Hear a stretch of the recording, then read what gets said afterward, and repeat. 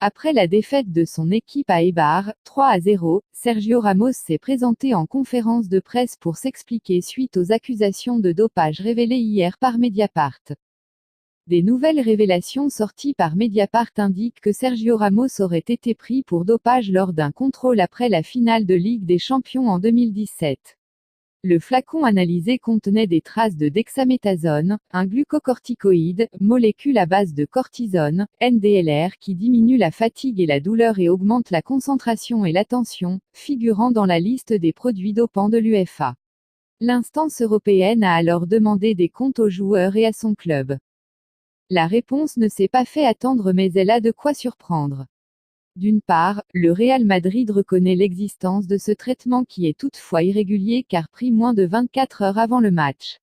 C'est le médecin du club, Mikel Aramberi qui endosse la responsabilité, affirmant être le seul fautif dans cette histoire. Le soir de la victoire en Ligue des Champions, il oublie également de mentionner dans son rapport 2 autres injections d'un autre corticoïde, le Célestone Chronodose. Il prétexte alors s'être trompé à cause de l'euphorie de la victoire.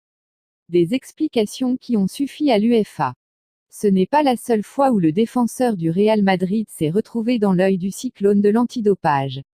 Autre révélation des Football Leaks, le joueur aurait enfreint le protocole de l'agence antidopage espagnole lors d'un match de championnat à Malaga en avril dernier.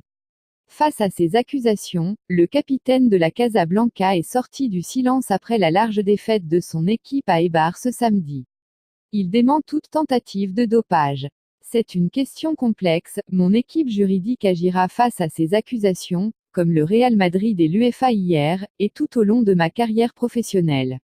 J'ai eu plus de 300 contrôles et je n'ai jamais rien manqué, a-t-il expliqué dans un premier temps. Si t'as aimé la vidéo, clique sur le bouton s'abonner et hésite pas à lâcher un like. J'suis dans ma favela.